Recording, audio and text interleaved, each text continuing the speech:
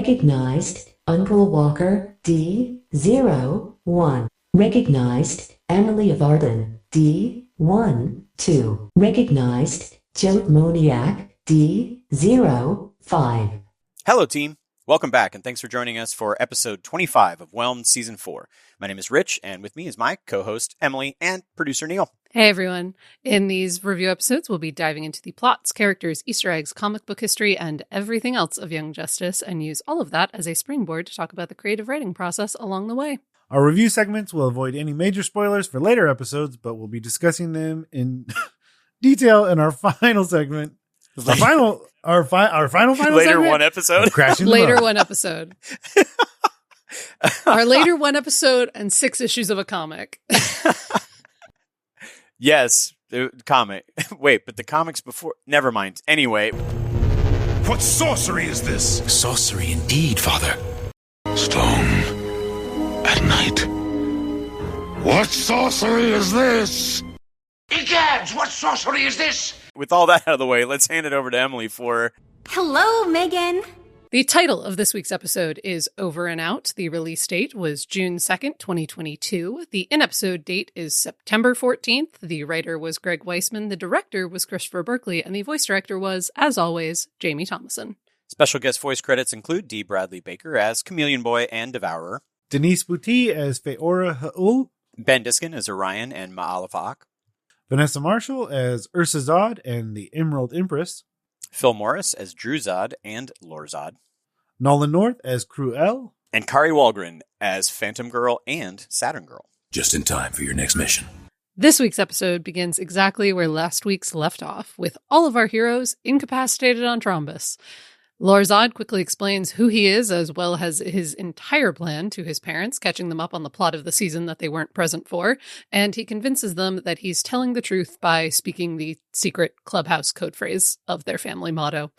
Lore then announces that he'll be taking his parents to Earth so that they can gain their full powers under a yellow sun and become strong enough to conquer the entire planet. After the credits, Druzad sends Imra back through the boom tube to retrieve the other Kryptonians, but when Green Lantern Forager overcomes Danny's powers just long enough to attack the Zods, Lore insists that they have to get back to Earth immediately, closing the boom tube to the Phantom Zone so Macomb can create another one. The Zods, along with Superboy and Macomb, then head through a new boom tube to Earth, leaving our heroes unconscious on Trombus and appearing within Superman's Fortress of Solitude. Once there, Lore tries to kill Connor before the Earth's sun can fully finish healing him, but Drew stops him, insisting that he's successfully been able to turn Superboy's loyalties and that he's on the side of Zod now. Lore instead uses his newly regained powers to destroy Superman's Zeta Tube to prevent anyone from foiling their plans before directing his parents to 2 Yellow Sun energy healing pods. Before they can get their solar-powered spa treatments, Druzad instructs Macomb to create another boom tube, so they can get the rest of the Kryptonians out of the Phantom Zone. And back inside the Phantom Zone, we see most of the original team assessing the situation and lamenting that they couldn't get Connor out before deciding that they have to prevent the Kryptonians from escaping before they can return to Earth. Back on Trombus, the rest of our heroes wake up and try to figure out how to get back to Earth so they can find and save Connor, only for Bart to run in and save the day by revealing that Bioship is present and ready to help. Everyone climbs aboard, and when the combination of Bart running on the cosmic treadmill and Forager using her Green Lantern powers, they're as fast as the other ships. They're zooming back to Earth at record speeds. Everybody commiserates on Bioship. The Legionnaires are happy to know Phantom Girl was able to save Superboy, but are worried that involving all of the other heroes will break the time stream. Superman's torn between the hope of discovering other survivors from Krypton and the fear of what they'll do to Earth. And McGann's just happy to have Bioship back, and nobody's heard from the OG team. So it's time to cut back to the Phantom Zone, where our Season 1 heroes are fighting the Kryptonians and successfully guarding that boom tube.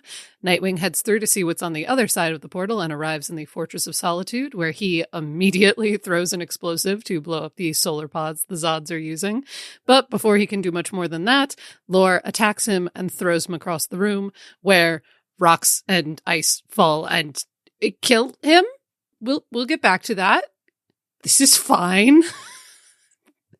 Unfortunately, Nightwing's explosives did very little, considering the Zods have healed enough to become superhumanly invulnerable, and Ursa then throws a tantrum so powerful it summons the Eye of Ekron out of Lore's sleeve, and it bonds with her, transforming her into the Emerald Empress.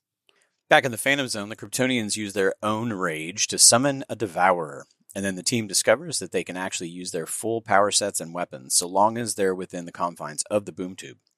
Despite Macom's warnings, Lore re-enters the boom tube to retrieve the rest of the Kryptonians and runs directly into the team standing their ground in the middle of the boom tube. Rocket Shield is able to block attacks from both Lore and the other Kryptonians, but now they're stuck and unable to make any progress. But the boom tube's been open for too long and it starts to collapse. Lore runs for it and Zatanna opens a portal so the team can escape, but Rocket stays behind to hold the pass and doesn't make it out in time. And while all that's going on, Bioship arrives back in the solar system and heads straight for the Fortress of Solitude. As they approach, Saturn Girl notices something and tries to inform everyone else telepathically, but before she can, Ursa, using her new Emerald Empress powers, shoots down Bioship right out of the sky, resulting in a huge crash that kills everyone on impact except for Superman. Zod tries to get Superman to submit to him and join his Kryptonian army, but when Clark refuses, Zod uses kryptonite to incapacitate him. Then, instead of promptly killing Clark and Connor, as Lore suggests, Drew opens another boom tube into the heart of Metropolis, where he and the rest of the team blow up a bunch of the infrastructure before announcing that he's here to take over the world. And his rule will begin with instructing Superboy to murder Superman on live TV. Dramatic montage, cut to credits. Next episode, we don't have time for credits. Superboy, are you alright? I'm fine. Feeling the Aster. So let's get to feeling the Aster. Yeah. You got a tagline for us here, Neil? Yes. You can go home again, but beware of hitchhikers. On this, the second to last episode of season 4 of Young Justice. One of my favorite jokes of all time is that a man's driving down the road and he picks up a hitchhiker, and the hitchhiker's like, "Wow, thank you, I really appreciate it. But aren't you worried that I might be a serial killer?" And the driver says, "The odds of two of us being in the car pretty low."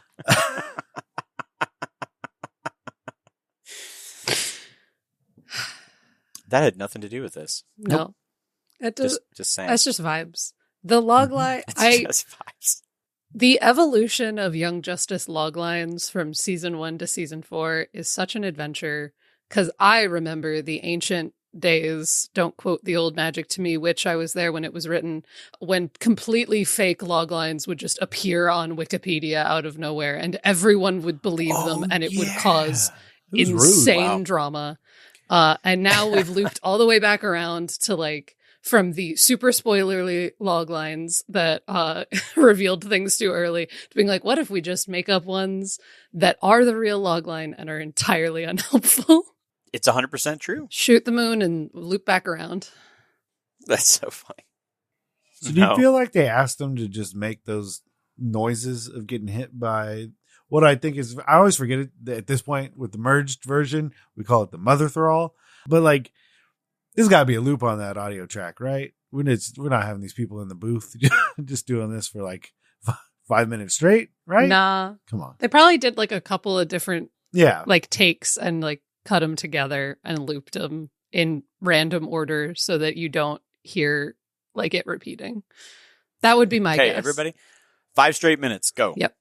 It's the end of the day after you've recorded everything else. It's like, hey, we need you just screaming in pain for 5 minutes. Now we want you to just bring what you're feeling right now to the voice, to the audio. Hey, remember the scene at the end where you just scream on the bus, kind of like that. We got this. Let's go. It's that old weird behind the scenes Full Metal Alchemist story that two of the actors in Full Metal Alchemist, the anime, married in real life, Laura Bailey and Travis Willingham, had a scene in which his character kills her character very dramatically. And she recorded the audio for that before he did. So he came in and had to record a scene in which he just had to hear his wife screaming in pain for a while. And apparently came home and was like, I had a bad day. Like, it was like, I didn't like this one today. Oh. Well, I felt that way just like kind of listening to it for this rewatch. Just because I was kind of focused on it from like, obviously I'm making jokes about the production of like having people do that, but just like listening to it and then thinking about the characters. I was like, man, if it was me, I'd be like, yeah, I get it. The world and the universe is having trouble, but I need a second. I need to sit down. I need a moment. That thing was jacking me up for like the past 15 minutes straight. No. Bounce back. And I was like, nah. Bounce back, save the world. I mean, I'm now, okay. The darker version of me was like, oh, what an effective torture tool. Because you're just good after. You're just fine. Just no damage. Gross. Oh, yeah. It's rough. It's the true Young Justice wave. Everybody just push down that trauma and we'll deal with it in a later episode. We just don't get to see the Black Canary therapy session this time around. Yeah, that worked out well for Beast Boy. Yes. That's the moral of this season. No, not at all. Shove it down till you have Nightmare Monkeys as an episode. That was before everything went wrong. Yes. Beast Boy is having a time and has been having a time forever. Yes. His happiest times were right before he got blown up. That was pretty much those moments. Anyway, where did we get off track? Aster, guys. Forager. Back to the episode. So Forager's great. Tell me. Green Lantern Forager is incredible. incredible. Green Lantern Forager. We love Green Lantern Forager. Forager's just like, so I wrote down that like Forager's just climbing the ranks. Like I'm not well versed enough to sit here and be like, oh yeah, this number in the scheme of lanterns, because there's too many comics, and let's all be honest. There's too many lanterns. But, yeah, but I mean, conceptually, it's all based on will. I mean, it's why Guy gets one despite being Guy, but proving like, oh, I broke out of this, and Macomb is like, hey, this isn't gonna last. We need to figure out something. Yeah, that's a wild statement to be like this. We got and it's gonna happen again, and I need to leave. So that's how she got the ring in the first place, was proving her, like, even without the ring, she was able to do that one time. The ring is just helping her, I assume. I don't know the exact mechanics of Green Lantern rings, but I assume that it can't hurt in that situation to have that backing you up. Yeah. And she's had like minimal training. She hasn't been, she hasn't had nearly enough yelling from Kilowog. It's only been I'm going to say it's only been a couple of months, and then it'll be like, it's been 3 weeks, Emily. What do you mean? I'm like, the timeline of this season, man. But yeah, no, she has not had almost any training in the grand scheme of thing comparatively. She's just that good, and good for her. Agreed. We're all on Team Forager Green Lantern. Small thing, but it's my first note of this episode because it's the first thing that happens. I love the fact that they, as Young Justice tends to do when characters are speaking a language we don't learn, if there is a Martian nearby, they are just going to automatically translate for both the characters and the audience. And the audience, yes. Thank you, Macomb, for doing one helpful thing. It was subtle too. Like if you're not paying attention, like you could definitely miss that. Yeah. Or I mean, you just like see his eyes go and change colors, and then all of a sudden we all understand. And you hear the audio cue that they use for a lot of the telepathy transition things. It's one of those very fun little things in Young Justice that they did in season 1 too, where all of the Atlantean gets translated because someone does a spell that we are not told that that's what it does. But no, I was just going to say, it took me so long to recognize that's what Laura Lemieux was doing. It's the little Easter egg explanation on rewatches. It's fridge logic. It's those things where you're just like, oh, it's fun. What else do I have for that scene? I also, this time around, was once again punched in these last couple episodes just love punching me in the heart with McGann lines, and her saying that even while being tortured, she could still feel how broken Connor was. And I'm like, yeah, don't get me started on the implied fact of the show that their minds just casually and instinctually connect to each other whenever they're nearby each other. I'll start crying. I'm fine. It's great. I love them. Did everyone know that? Let's make sure to get that in under the wire, Emily. I'm not sure. I know we're almost at the end of the season, and I don't think I've ever mentioned this before. But in 10 years, I don't think that's a thing you've mentioned. I've kept it really close to the chest. I know. I will say though, Zod definitely saves Connor because he's like, oh yeah, I'll take this guy, and then takes him to a place where he could heal. True. Because otherwise, but I feel how like would that he have worked out? pauses I for a mean, second. He's not sure if he's gonna. I feel like there's Yeah. a half a second where he's like, do I want him? Sure. Let's take him along. And I'm like, oh no. Thank you for not letting Connor die on a random planet. But that does not forgive the attempt to take over the world later in this episode. Speaking of bringing Connor to Earth, perhaps you will have answers for this, because this is a thought followed by a question. Fortress of Solitude. I love that Clark has Connor's alternate costumes in the fortress as well. And it's just a nice little background detail about how close they are and how their relationship has progressed without us ever explicitly saying that. Nice little environmental storyline. Environmental storytelling. That's the word. But either of you got any insight on what all of the souvenirs are in the fortress? Because I don't know what any of those are, but they feel intentional. Give me backstory. So it looks to be all stuff from like Clark. Yeah. So yeah, it's a sled, it's a trophy, it's a soccer ball, a broken baseball bat, the newspaper article that will eventually just make Drew's out be like, no, how could they? No, how all uppity about it. But the one that like got me, because I managed to pause it at what felt like the perfect time. The book is titled Get the Story. And like it just screams like a Lois Clark's Lane got his thing. journalism textbooks. Or is it his? Or that's what it feels like to me. Yeah, and it looks like the broken baseball bat feels like Clark coming into his powers. Yeah. And something happened there. Yeah, there's nothing else here. That went by so fast, I actually didn't quite catch it. That sled's cute, though. Does it say Rosebud? Are you looking for Rosebud? Yeah. I'm looking to see if it says Rosebud on it somewhere.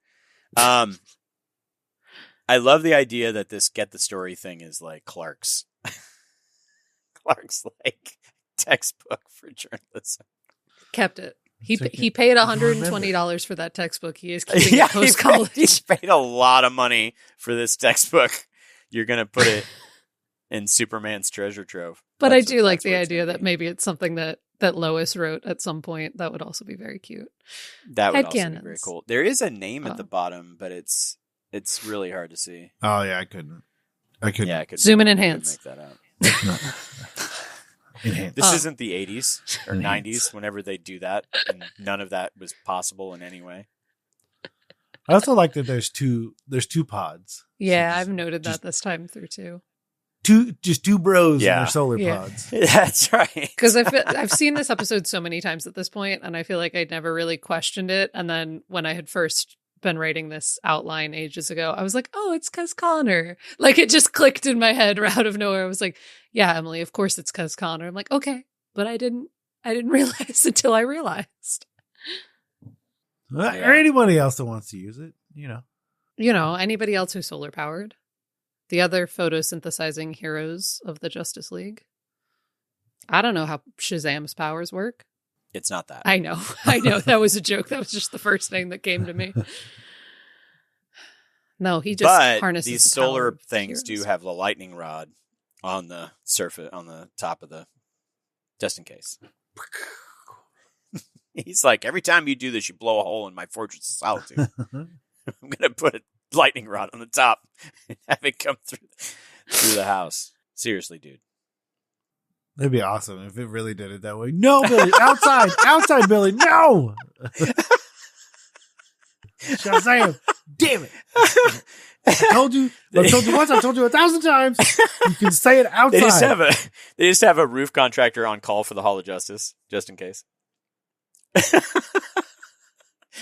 We've lost the plot. Not again. We've lost it. I don't know where the plot went. I can't find it. Okay, so. Luckily, they had the plot.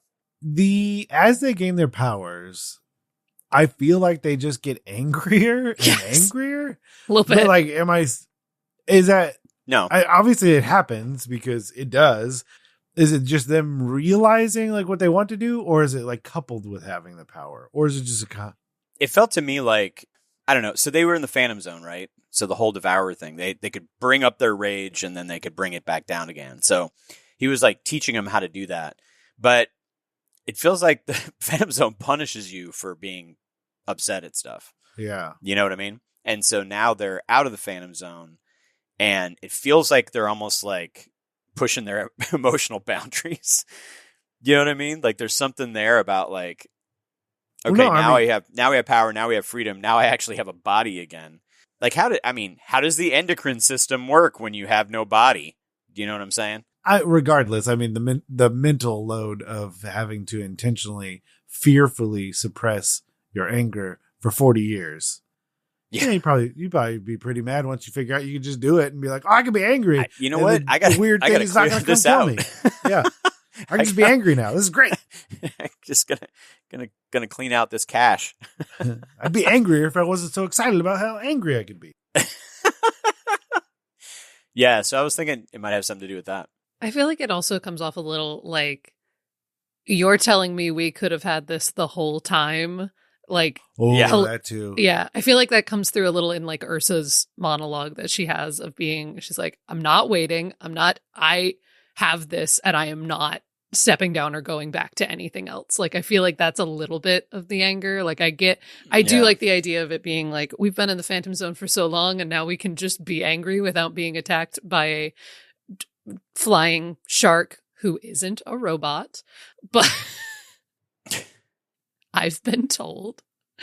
But I do also think it's a little bit of that, like, what do you mean we had powers? What do you mean this potential was there the entire time? And instead we've spent 40 years in a ghost dimension. Yeah, absolutely. Nightwing against a lot of Kryptonians. And thrown out a Lord of the Rings reference. Yeah. That's my note. Sure. That's what my note is about. I know that the important part is Nightwing holding his own against a bunch of Kryptonians despite not having powers. Incredible. Yeah. Then you get the classic line of like, oh, I was the one to say that. Like, I know, exactly. I love it. I love it. Because my silly note is never forget that Hot Boy Dick Grayson is still a complete and total nerd, as he should be. You don't grow out of being a high school mathlete who skipped a grade. Yeah. Uh-huh. Never forget that those are canon events for Young Justice Dick Grayson. Of course he's always wanted to quote Lord of the Rings. I don't know. You're just like in this space. And then, you know, he's just a guy. You know? He's got sticks. In case I haven't mentioned it in 10 years, I love Dick Grayson. Oh yeah, you know, but he's never mentioned that either. He's just a dude, guys. Everybody, it's like a thing. And he's like Kryptonians, and they're not even powered Kryptonians. Like they're not even like fully, or like they, you know, then they kind of get it. So like how charged do they get in the solar? Like how much more they got to go in the solar recharge things? But I'm just like he's just going into it. And I'm just watching this whole thing and I'm flashing back to him and Connor on the motorcycles in season 1 going like, fighting stronger guys is part of the job. I'm like, there's a limit, man.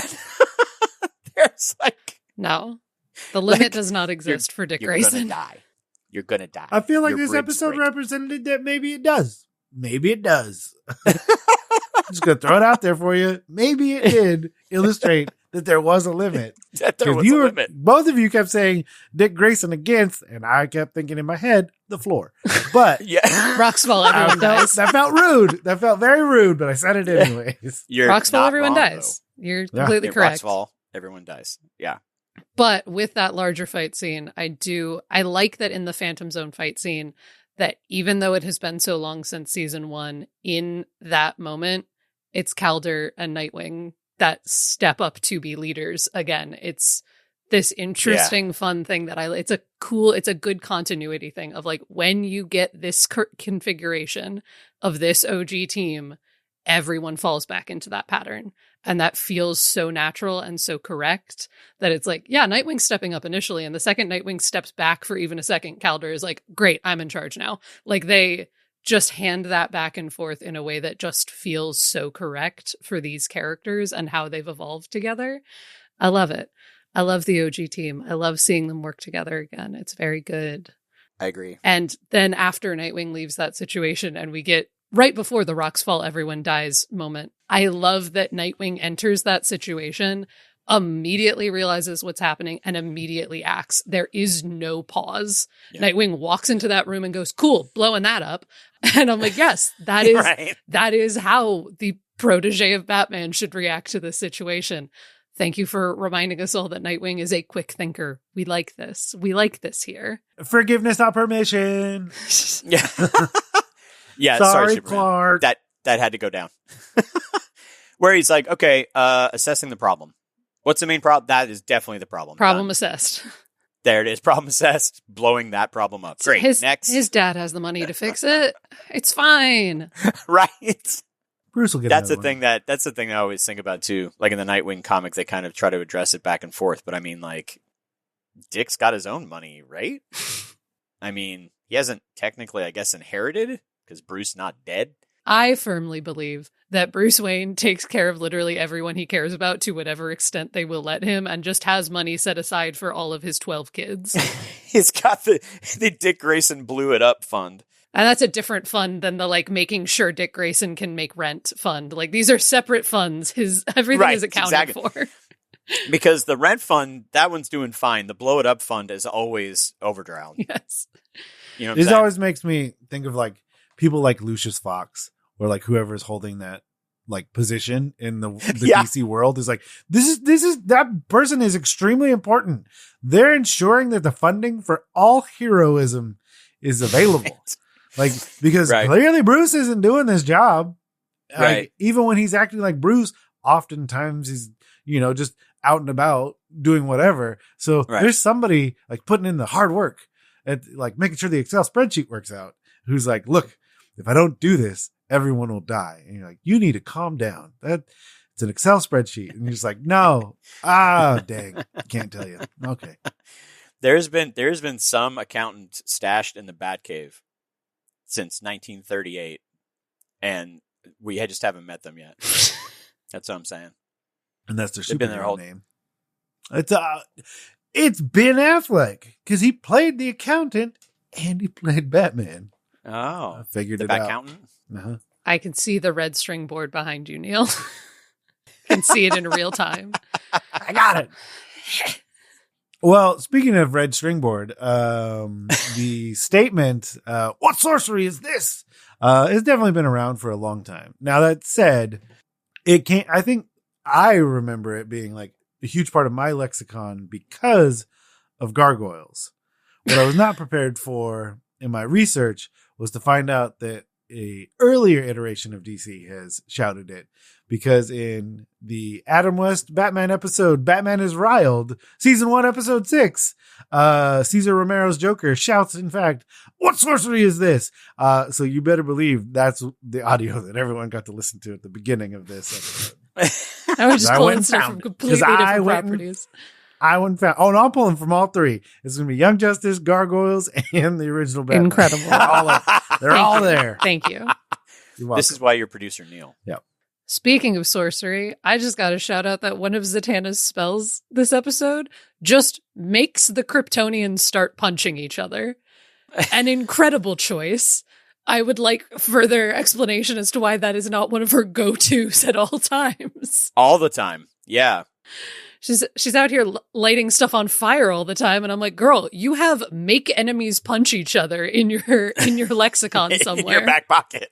Yeah, foes punch each other is the name, or is the sentence. Thank you. The problem is that's a level 6 spell. She only has one slot. She can only do that once. The other one before it was levitate away, big guy. Again, I love that Zatanna's spellcasting is sassy. I always have. I always will. It's how you remember stuff. Remind me though, she can use the same spells over and over. It doesn't have to be. She doesn't have the Nico Minoru rule. Okay, there. Thank you. That's why I was in there. Yeah. Well, old guy says what? Runaways, the original Runaways comic had a sorceress named Niku Minoru who has a magic staff Awesome that allows her to cast any spell, but she can only use each spell once. So it becomes this thing of her Ooh. having to come up with different things and different ways of trying to get the same thing sometimes, and That's also having cool. to come up with entirely, like, she can't use the same attack over and over again in a fight and stuff like that. Yeah. And if she tries, things go disastrously. A later Yeah. comic revealed that she eventually at a point had used the word for heal in every language and was running out of languages at one point. Like, she just memorized heal in 40 languages, and in a later comic she's like, I got like 5 left, guys. Is this really important? Like, So it's not that she can't do the same spell, it's that she can't do the same spell Using she the can't same use words. the same word. yes. But it is a Wow, little bit that vague. is cool. It becomes a little bit vague as the series goes on, because they're like, it's running out. magic. It works As the way a we need writer, it to. as a writer, that's a tough limitation Yeah, to put on yourself. yeah. But that is It's the fascinating. inverse of, like, Zatanna has go-to ones that she uses a lot. Bubble, Mostly toil, and involving trouble pants. uses, like, comes up. Fire, burn, and cauldron bubble. Love those from Zatanna. Niku Minoru just has to come up with increasingly wild ways to dispatch enemies. But yeah, because you could do like enemies levitate, or you manipulate it like you said. But what's funny is that you actually, one of the other ones, I think Z got it from Xanadu, because she creates a portal, but she does not in fact say create a portal. I'm trying to find the exact words, but she says partum.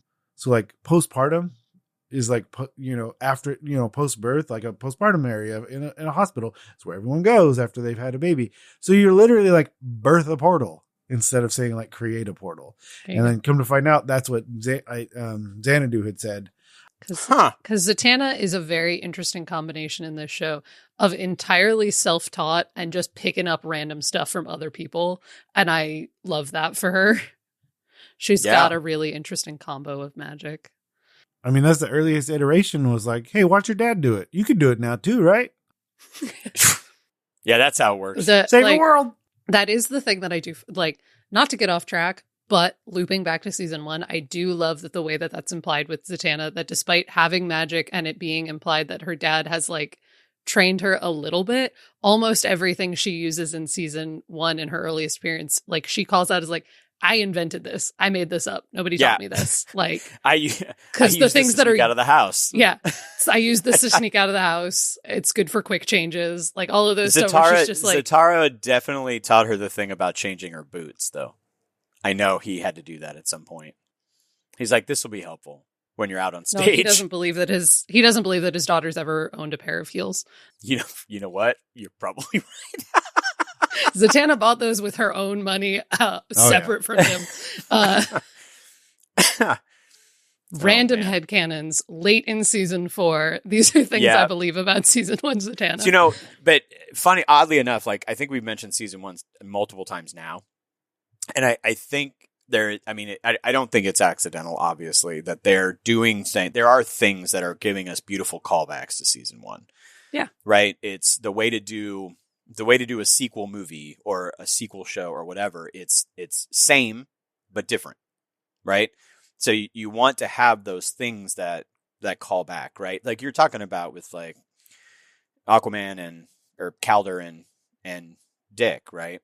Like them, it calls back to, oh yeah, let's remember how they got here to this space. You know what I mean?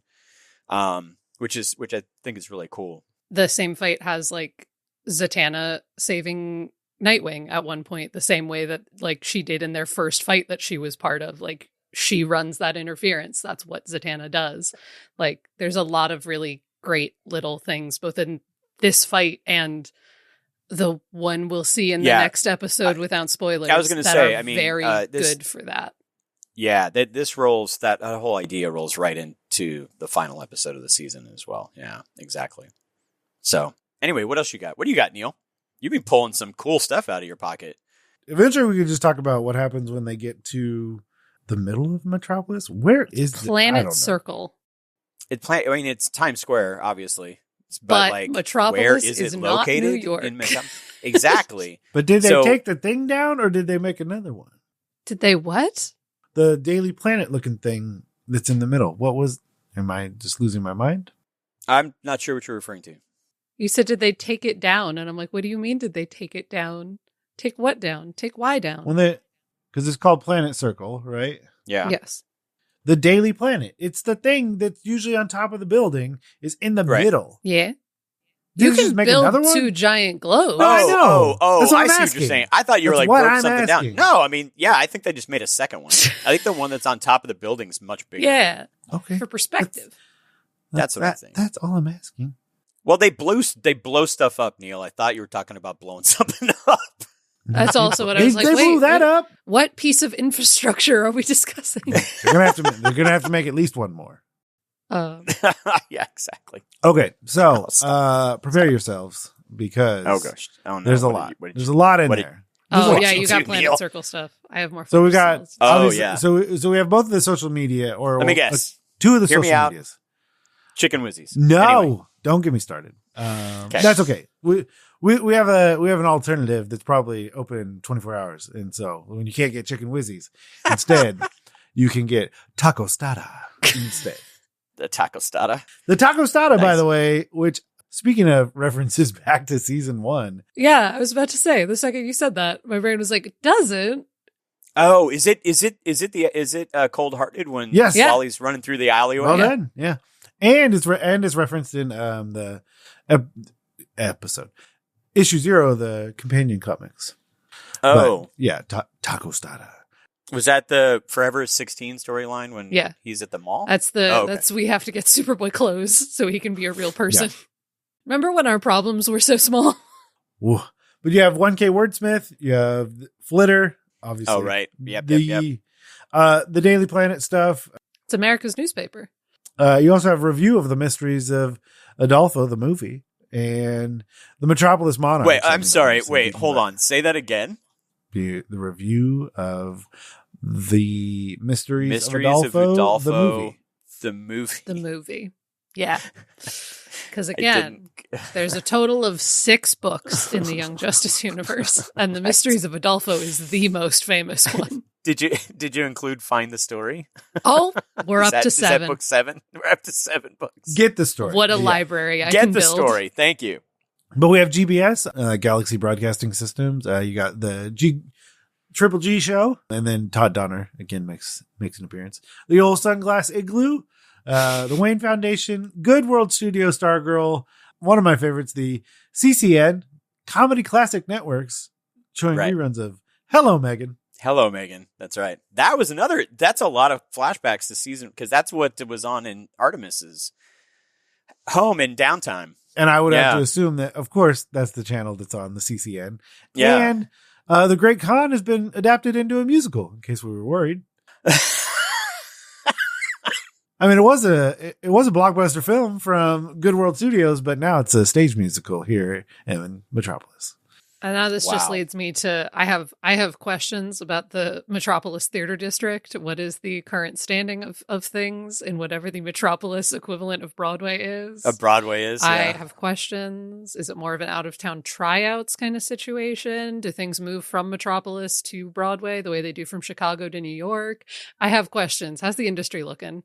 Is it union? Okay. It's bringing you the Listen. deep diving questions. Everyone. Listen, I take it back. I Are forgot. they equity?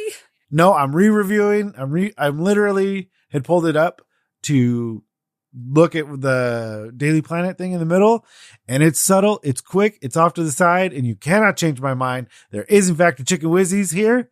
Good. I'm looking at it right now. It just says chicken, but you cannot convince There's me that only the other one word chicken next to it. product So- in so- Young so Justice. Neil- There's only one Neil, fast food restaurant for it. Neil, I was going to put this in Crashing the Mode, but I was going to tell you, since I just watched the next episode, there is definitely a chicken whizzy in that.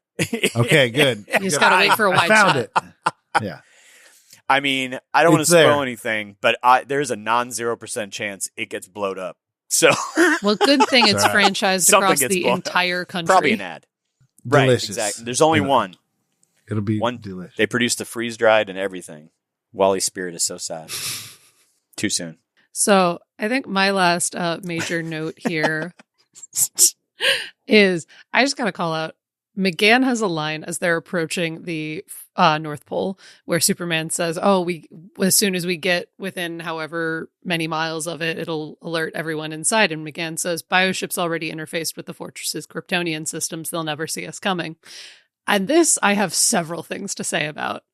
Because one... Is that a direct quote from... Bioship's Failsafe? already interfaced with the Fortress's Kryptonian Nice. systems. One, it is a great callback to the thing that we set up in Failsafe about Bioship being able to integrate with non-Martian tech. Great. Incredible. Because she doesn't say, to Claire, I just realized what you just said. She does not say this exact thing in Failsafe because they don't find the fortress in Failsafe. They find out that the fortress exists, but they don't get into it, if I'm remembering correctly. Right? Okay. I'd have to go because that's back. how we get Superman's line. Yeah. Someone says they're heading they to never Superman's go Fortress inside. of Solitude, and Connor says Superman has a Fortress of Solitude, and like they never get inside. I don't think. They just right? fight No, out they there. don't get. They fight in They the don't get snow. inside. I guess that's true. They were trying to get in They're trying to get inside. Yes, you're right. But they never do. And that moment in Failsafe is them integrating one of the guns from one of the ships into Bioship, because that's a thing Bioship can do. Incredible. Love that callback.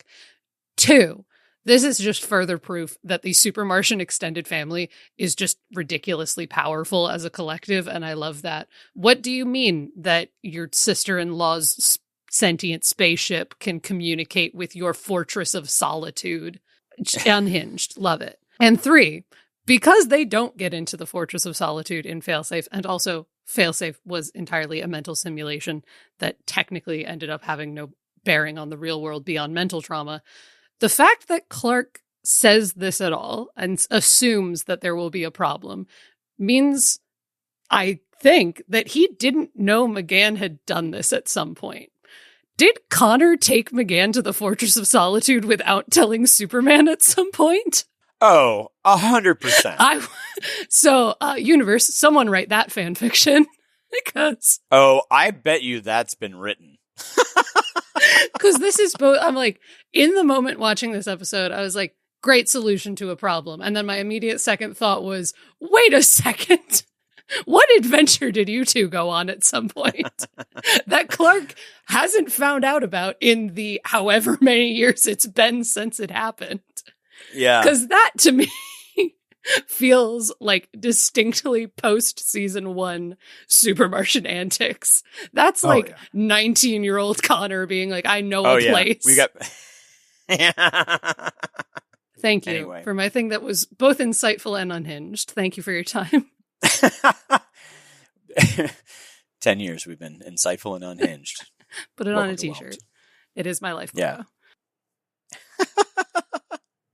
Anything else you got, Neil? I mean, it's just a wild way to end an episode of like, oh yeah, we watched Nightwing die. Oh yeah, we watched Rocket just get eaten up by a boom tube. Oh yeah, we watched everyone get exploded, including like Bioship just being pieces of Bioship. Yeah. And now we're going to have Connor actually snap Superman's neck. Credits. Upside And down that's cars. what we call a cliffhanger. Credits, upside down cars. Yeah. I have Ekron. Oh, yeah. Oh, right. Don't give lantern rings to Kryptonians. And this thing you were talking about, like the what sorcery is this? So she's like the Emerald Empress. So I'm sure we've mentioned this at some point, but like the Emerald Empress is a classic villain from a group called the Fatal Five that were antagonists of the Legion of Superheroes in the future, including Tharok, who is this half human, half cyborg, kind of leader. Mono, who's a guy who has a hand that could disintegrate anything it touches, including planets. So you really should put that away. And the Persuader, big axe. I can't remember there's a big giant guy. He was a big giant dude. You can see his brain, and he had fired electricity out of his mind. But the Emerald Empress, it's this eye, but strangely enough, in the future, in the 31st century, there's a lot of magic in the Legion of Superheroes. There's just a lot. Like it's for a science fiction, supposed science fiction setting, they have a lot of magic and magical characters as well. And so it was always seemed pretty obvious, or it seemed like, okay, the Emerald Empress, she's got these green powers, and they kind of duplicate sort of like the Green Lantern rings. But where to come from and what is it and all that has been like, I don't know. People have played with the idea. At one point, in one of the comics I read, it was basically there was a giant Green Lantern, and he died, and the Green Lantern energy had infused into his body, and it's literally one of this guy's eyes. But there's another one where they're talking about where it's sorcery and not like technological. And so, and in this, there's some stuff that comes up in the next episode that implies that it's more magical than technological. Then you go back to, okay, well, there was the Alan Scott Green Lantern in the Justice Society, and his ring was magic. So then there's the theory about like, where did the high-tech Green Lantern rings come from? And then there's like a whole thought process or idea that a Green Lantern had landed on Earth in the past, and a sorcerer in the past saw the ring and the lantern, the technological thing, and then used magic to duplicate it, which is the ring that Alan Scott got his hands on. And so there's just this constant, like, in my brain trying to figure out, like, what is this thing, right? Is it magical? Is it a ring? Like, it finds an owner. Like it always finds an owner that can do what it wants, right? And it's kind of got its own sentience, but it kind of doesn't. It's like an old school like D&D artifact weapon that's got its own ego that it's trying to like battle it out with its owner. So it wants to find somebody who, hey, I want to destroy the world. Well, how do you feel about that? That sounds great. Cool. Let's hang out, right? Like that's kind of where it shows up. But oftentimes when the owner goes unconscious, then the eye shuts down. Sometimes it does its own thing. So I have a lot of questions about this eye. The fact that Metron had this thing, right? And it originally is in the 31st century with the Legion of Superheroes, but is Metron's place outside of time? Probably. And that's where Lord Zod got it, right? He's like, oh, I found this thing, right? Yeah. And probably because, if I remember correctly, I have to try it. It's been a while since I've seen the episode, but he like looks at it and goes, huh, interesting, or whatever. And then he takes it. Yeah. Because he's like, oh, I know what this is. Right? So. But the timey-wiminess of that statement means like he does it on purpose. Like, is that the reason it's in the 31st century? Is because it was in his vault. He gets it out of the vault, and now she has it, and now it can be there. Also, the reverse is true. This would have inspired like the Eye of Vecna, because this came out in 1967. The Eye of Vecna. Oh, for D&D? Oh, right. So in Dungeons and Dragons, for those of you who don't know, there's this ancient wizard who becomes an undead monster called a lich. And there's a thing called the Hand of Vecna and the Eye of Vecna. And if you find it and you replace your above object on your own body with that thing, you gain these powers. So yeah, possibly could have inspired that idea. But the powers of the Eye of Ekron are always like plot level power. Mm-hmm. Like it's reputed to be like this omnipotent, amazing, incredible thing until they can't write that well, and then they make it not so much. I don't know how it fares against yellow, for that matter. But yeah, you're given this thing that is effectively, no matter where it comes from or what kind of a source it's coming from, you're giving it to a Kryptonian. And it's just the most horrifying concept I can think of is giving it to an antagonist who's a Kryptonian. I mean, we're talking about like, hey, what would happen if Superman got a Green Lantern ring? And I'm like, wow, that's rough. Now you give it to she's a little murderous. She's a little bit murderous. Just a little bit? Little. I mean, have we seen her kill anybody yet? Not yet. I'm just saying. I'm just saying. We don't have empirical proof yet. My heart tells me Deathmonger, but I could be wrong. Anyway, Eye of Ekron. Wild. That's what I got. That's one of the things I got. You guys covered everything else I have, I think. And then I also just like the number of times that like Superboy could have super really died if he hadn't been picked up and carried away. He's had that wound. Chekhov's lava injuries. Chekhov's chest sucking chest wound. Yeah. Get that boy to a solar pod. Yes. All right. Anything else you guys got for Aster? No, I mean, I can tell you that the skull of Ekron was used as a ship for other Green Lanterns, but that's weird. So, I'm sorry, what? that's what I found out. So- there are, in fact, not one, but two eyes of Ekron, because that's, yeah, I get it. And then the skull was then later used as a ship for Green Lantern. Lovely. Incredible. I think the last thing I had was just pointing out that I do love in Drew Zod's like final monologue to Connor that Connor briefly sees him as Lex Luthor, like just that tying back into that is how Connor is still interpreting information. Like all of that, it's so good. That little final montage is very good and very well put together, and that's just one of those bits in it of the way that Connor's mind late into this season is just built of vague connections that he can't explain, and that is a good one that I like. Yeah, I love it. All right, guys. Upside down truck. That's pretty much our last scene. Hoo boy. Upside down cars. It's a metaphor. Yep. Yeah.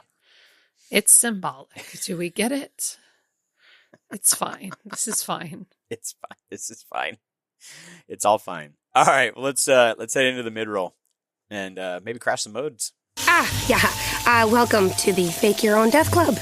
Its membership is very exclusive, and I'm the president. Hello, team, and welcome to the Midroll. Producer Neil here, and this one's a little late because I was definitely not in this country for a while. It was my anniversary, and things just got away from me. But here we are, and I am very excited for this episode to get out to your ears, because that means we are closing in on episode 426, and then whatever else is to come after that. We'll have more on that later, but yeah, that's it.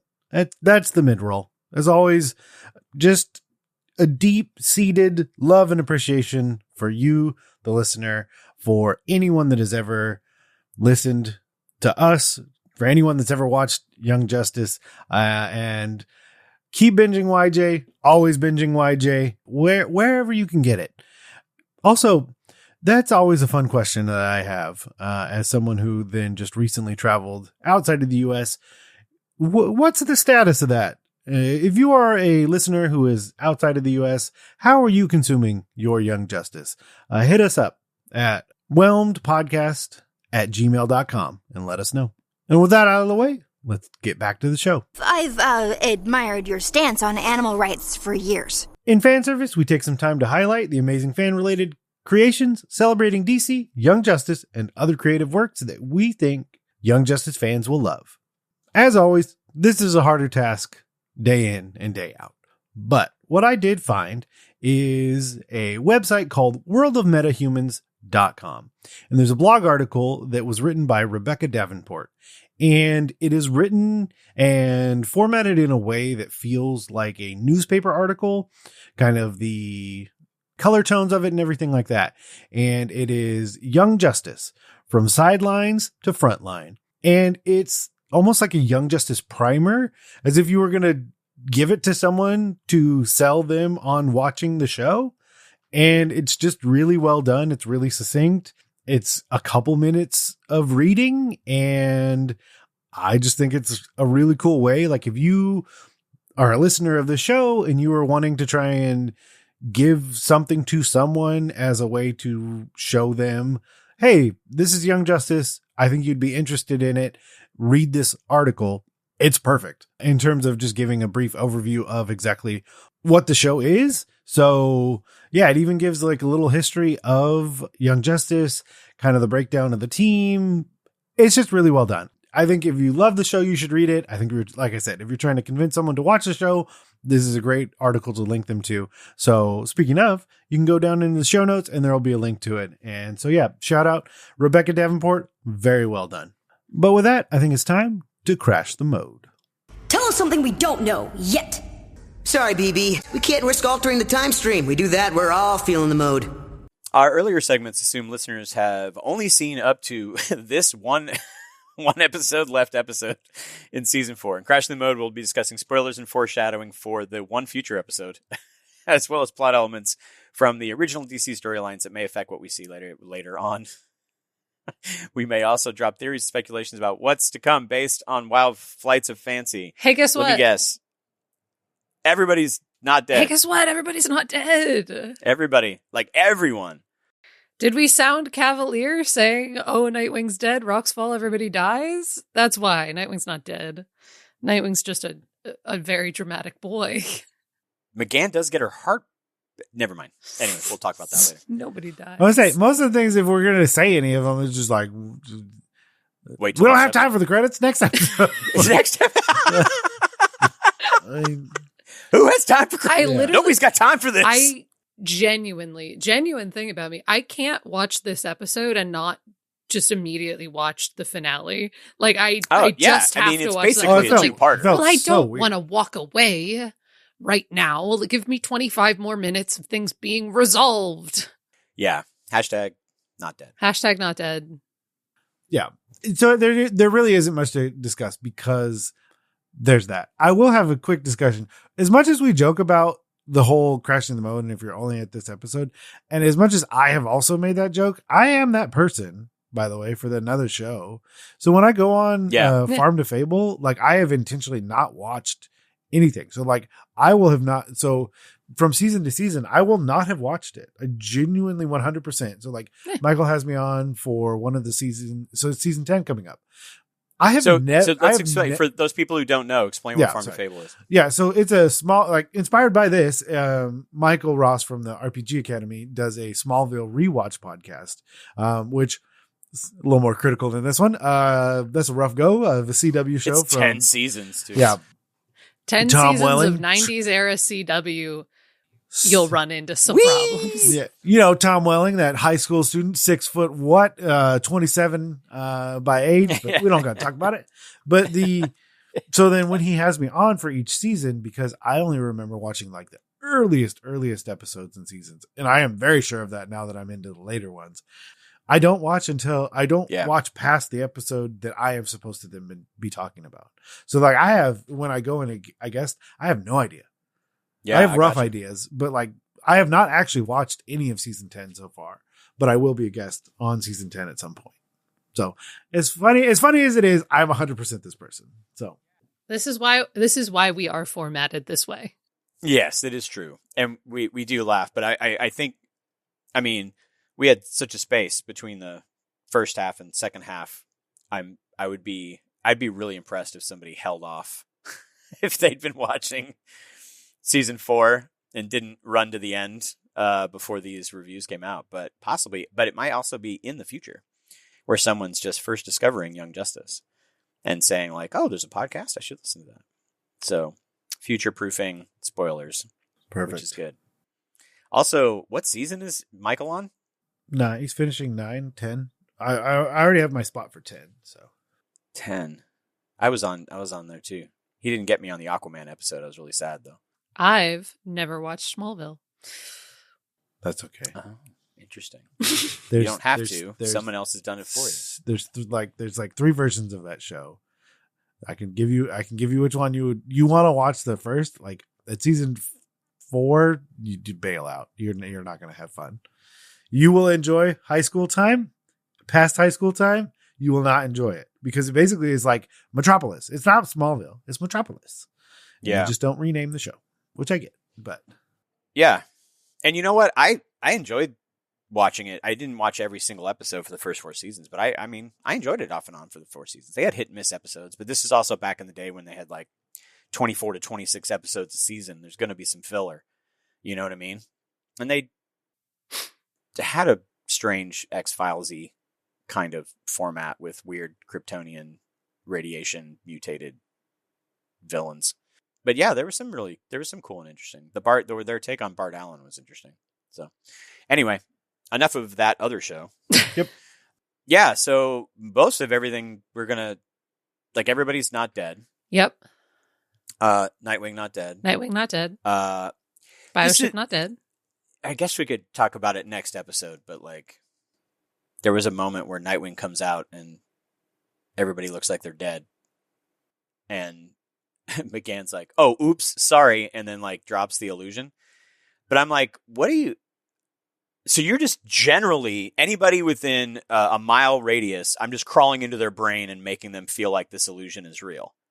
It wasn't like Kryptonian specific. Well, you know what I mean? I've Like, taken he it just less walks out and he's like, oh no, oh wait, okay. I took it less as like actively manipulating everyone's brain and I don't know how it works, because how does any of this work?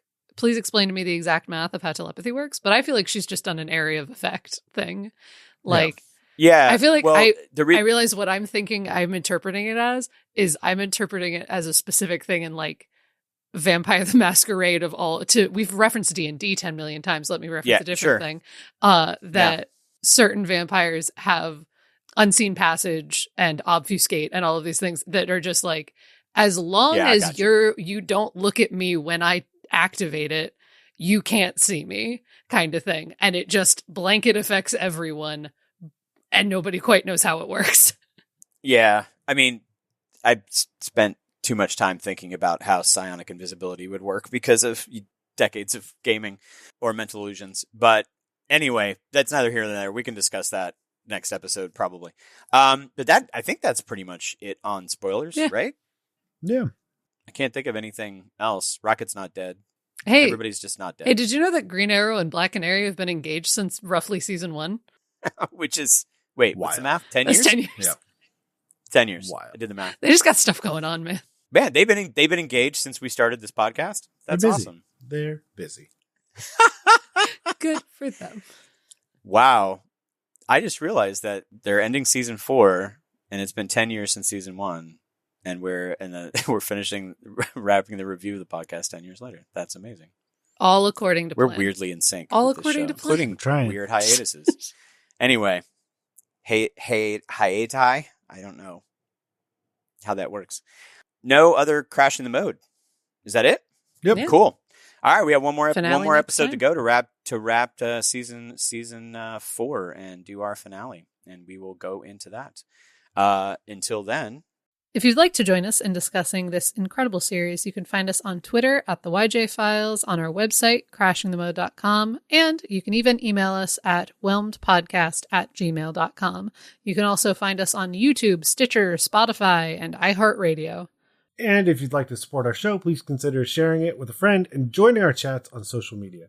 You can also support the show by giving us a 5-star review and or rating on Apple Podcasts or your podcatcher of choice. The ratings, comments, and subscriptions help others find the show. If you do leave us a rating, please let us know at our email address or on social media, especially if you're outside the US, as we have to look a little bit harder to find those. If you are able to support us monetarily, please consider becoming a patron at patreon.com/crashingthemode. Even $1 a month can help us bring you even more awesome discussion sessions, interviews, reviews. And remember, stay whelmed, everyone. I'm trying to match Neil's lips. I'm looking at him specifically. I went fast on that one. You did. I saw you doing that. I gotta go. All right, gotta see you, buddy. Bye, Neil. You've been listening to Whelmed, the Young Justice Files podcast. Our hosts are Rich Howard and Emily Booza. Our editor and producer is Neil Powell. Our theme was composed by Emily Mio. Our logo was created by Kevin Bates. Whelmed is a fan-made podcast and is not officially affiliated with DC Comics, DC Entertainment, Warner Brothers Animation, and any other owners of Young Justice or its related source material. As such, these companies have sole ownership of all symbols, images, names, logos, and proprietary material related to Young Justice. Original content of this podcast is ours under Creative Commons. Thanks for listening, and stay whelmed.